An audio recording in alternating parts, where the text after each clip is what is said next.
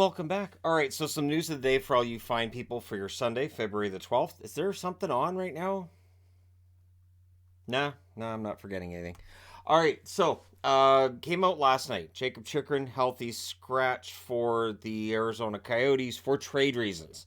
And as soon as they tweeted out it was for trade reasons, everybody went crazy. The speculation was it was going to be LA, but they had to, unveil the statue, the renaming of a highway, the renaming of the entire city of LA for Dustin Brown. Welcome to Brownsville.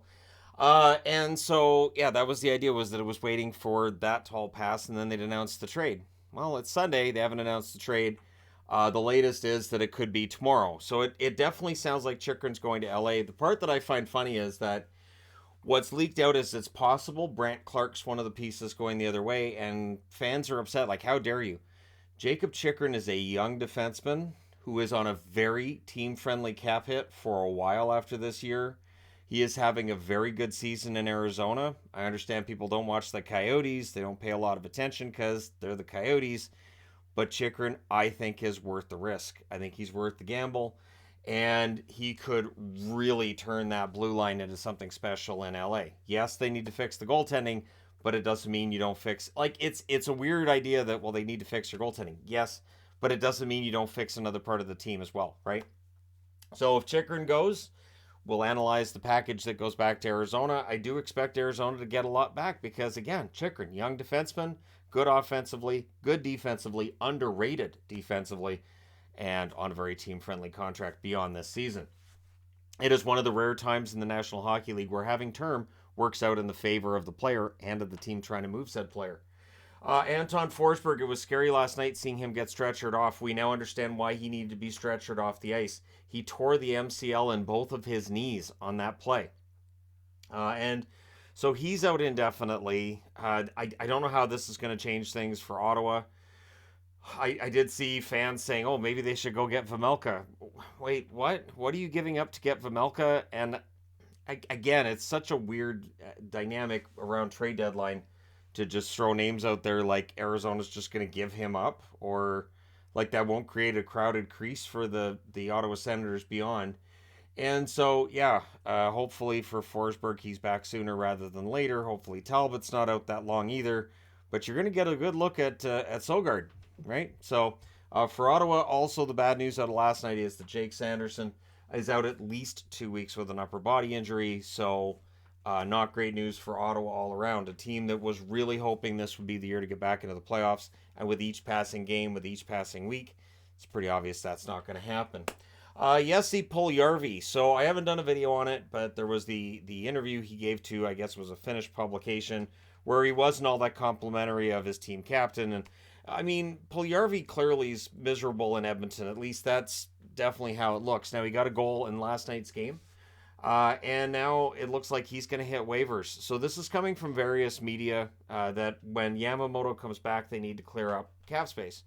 And the most obvious move would be to waive Puljujarvi. They could waive Foegele and get that cap space as well, but I don't see Foegele passing through waivers this close to the deadline anyways. Teams have a little more cap space this close to the deadline. So Puljujarvi likely to be waived. I don't think anybody would take Puljujarvi.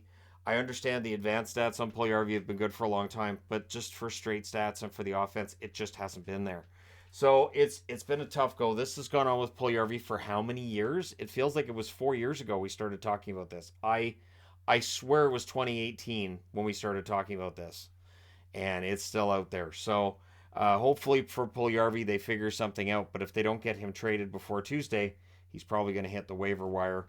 And again, I think he clears. I don't see a team necessarily picking up Puljujarvi, which is weird because I just said I think a team would probably pick up Four Foegele.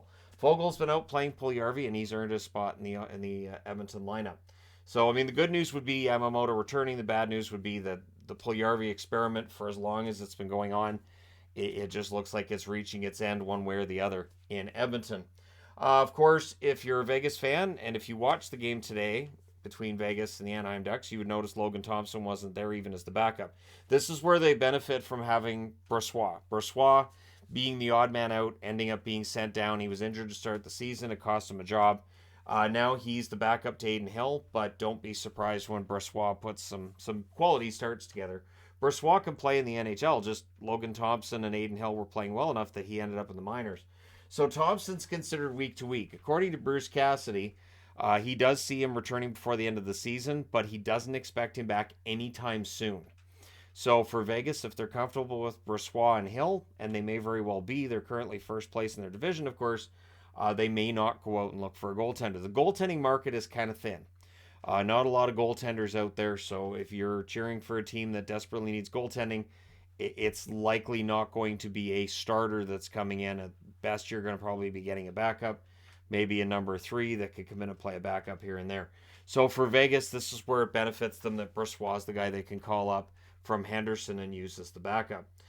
Sheldon Keefe, and I swear this is Toronto news more than hockey news, that anytime he calls out his team after an iffy effort and a loss, it just seems like it's headline news.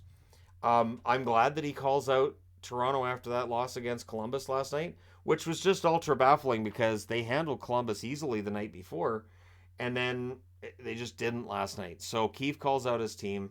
I agree with the coach. I think it's important that you have a head coach that feels comfortable criticizing the team when they don't play well and doesn't feel like he has to sugarcoat things. And so I do agree with Sheldon Keefe on this one.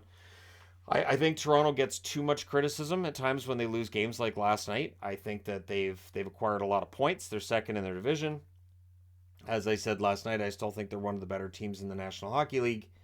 But that criticism is always going to be there anytime they lose a game. And it's easy to have those losses, especially when it's your second game in 24 hours. I get it, but they really should have won that game last night. So Jeff Merrick, reporting on Tyler Bertuzzi last night during 32 Thoughts on Hockey Night in Canada, stating that Tyler Bertuzzi is likely to be moved by the Detroit Red Wings. So we talk about all the guys who might be moved at the deadline. I'm going to say straight out, if a team picks up Bertuzzi and if they don't have to give up the house to get him, if they can get him without giving up too much in return, this can end up being a real quality addition. I would be very surprised if Boston wasn't at least calling, because that would be, some depth on the wings.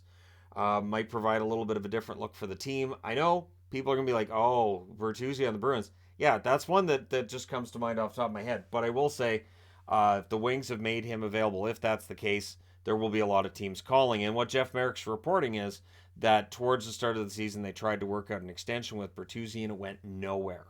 So with no extension on the horizon, yep, he's going to end up on the move, and we'll see where he ends up. I do think Bertuzzi will be a solid addition if you can get him extended without paying too much for him. But I even think as a rental, it could end up being worth the risk. And again, there are a lot of bigger names that are out there, obviously, but Bertuzzi to me is one of the more interesting ones. And Erik Karlsson. So there's enough smoke now that I will say there's probably some fire to this. And the idea that maybe the Oilers would try to fit him in. So again, Merrick saying that, for the Oilers to make this work financially, they cannot take on the entire contract. So for this to work, either San Jose has to retain salary or it'd have to be a three-way deal, and that third team would be in the middle to take on the cap space necessary to make the deal work between San Jose and Edmonton, and they'd probably get a third or a fourth round pick just for taking on that cap hit. And I can't prove it would be Arizona, but I wouldn't be surprised if it was Arizona, right? Especially if they trade Chyrchun and they don't get anything back. You could trade Chyrchun. You're trading out his $4.6 million cap hit. You don't get any roster players back. $4.6 million that you retain in a Karlsson deal, if he goes to Edmonton, makes enough space that the Oilers can make that trade. And you don't really have anything to worry about if you're the Coyotes from there, and you get a draft pick out of it. And for San Jose, who knows what kind of a haul they could get for Karlsson. That's the question mark for me, is if San Jose decides that during a career year they're going to trade Karlsson, and this might be the absolute best time to do it because his market value is never going to be higher.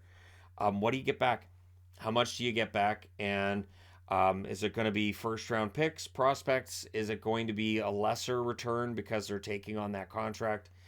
That's where I'm going to be interested to see how this turns out. And of course, not on the board is Brock Boeser. There's a lot of conversation about where Boeser could go, what could end up happening with Boeser, and whether or not he's kind of on the secondary list. Timo Meier's the one to keep an eye on too. I don't have him on the board, but clearly Meier is in play. I would expect there to be some moves over the next few days. I'd be kind of surprised if Chikrin doesn't go tomorrow, and that might be the start of the arms race when it comes to the defenseman. Because once Chikrin's off the board, then you move on to your next ones. And just saying, anybody picks up Luke Shen, I think they're going to be really happy. Luke Shen's in the midst of the best season he's ever had. At least that's in my opinion. But let me know your thoughts in the comment section below as always. Don't forget to hit like and subscribe if you're browsing your way through. You just happened upon this video. And hey, thank you guys so much for watching, for all your support. I will talk to you again soon.